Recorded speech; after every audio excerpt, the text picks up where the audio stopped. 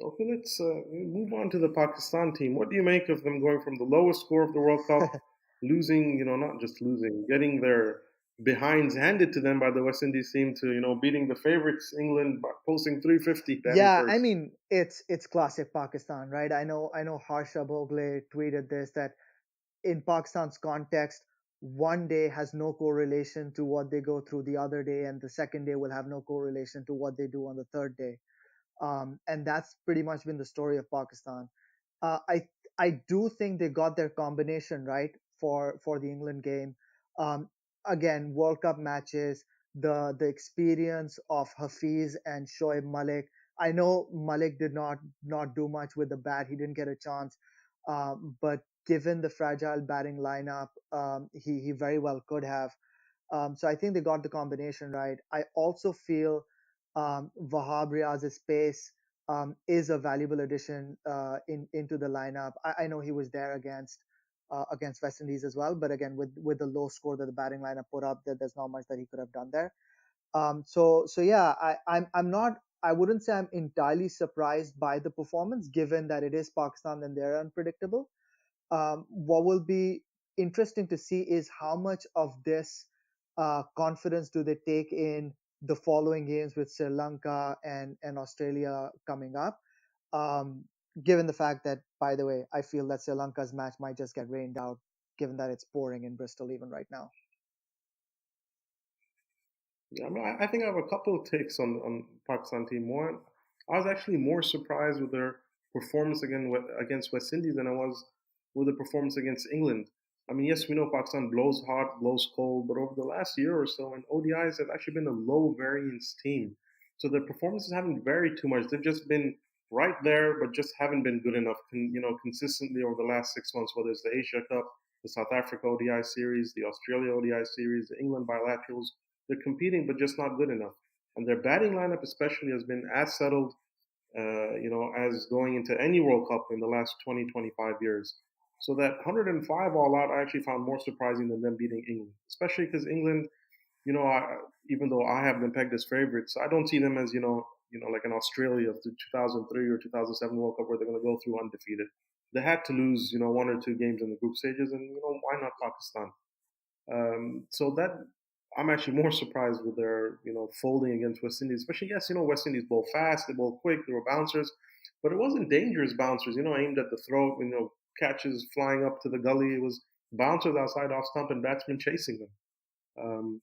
The other thing is with the Pakistan team, and you talk about the combination. I have,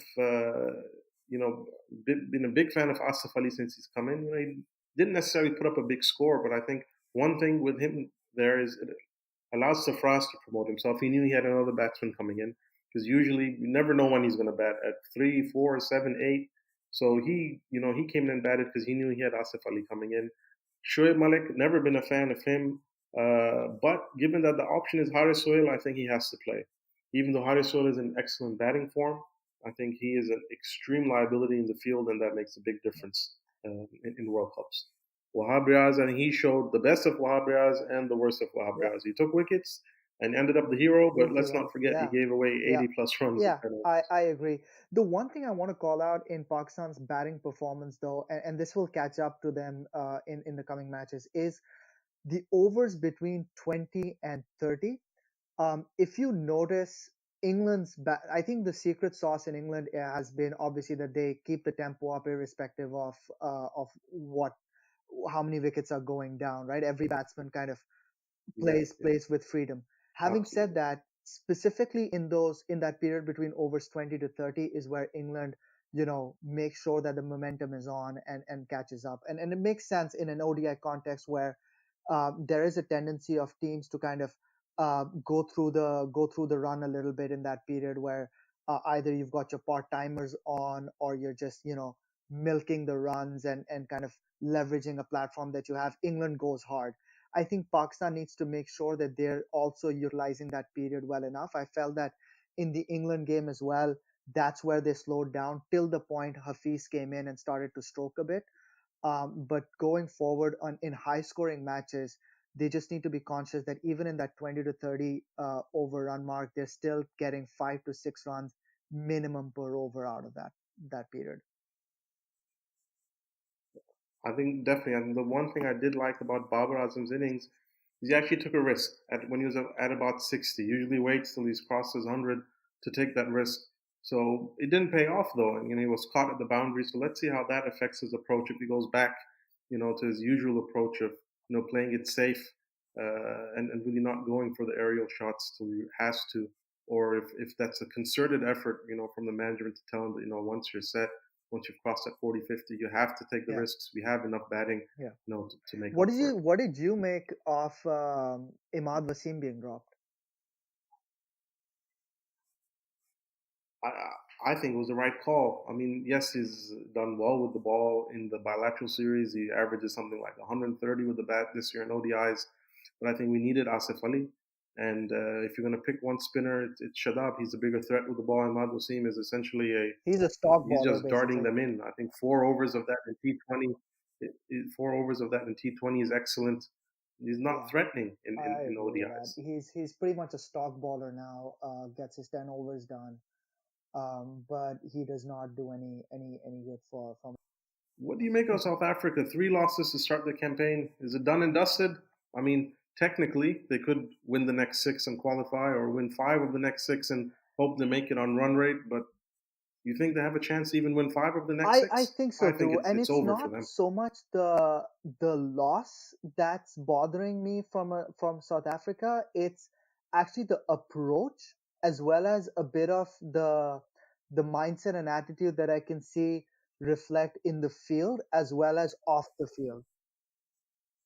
Yeah, they Yeah, haven't it's, looked I mean, good in the the field at drop all. that Miller, the catch that Miller dropped today off Rohit Sharma was just atrocious, right? That's as simple as it gets. And That's a Mohammad Yusuf level exactly, drop. that's a Mohammad Yusuf level drop after a streaker walks into the ground. That's what that is. But having said that, coming back to South Africa, I think um, they're looking down, and they're looking out. Sure, they've obviously had the damage of Stain and Ngidi not being there, but it's reflecting in their attitude on the field. Their fielding is atrocious. I feel Faf du Plessis has almost admitted that he doesn't have any answers right now. They're looking for escapes. They played Tabraiz Shamsi today just because they did not have another fast bowler in the squad, and their plan was to score enough runs so that Tabraiz Shamsi selection could be justified and he could potentially come into the game should they run the game long enough, right? So I think that that's absolutely not the mindset to have in a World Cup competition, especially not against like a team like India. You need to make sure that 1 to 11 you've got players in there who've got a role and a role that can potentially win you a match. So I just don't think that as a team they've got their head in the right place to go any further in this competition.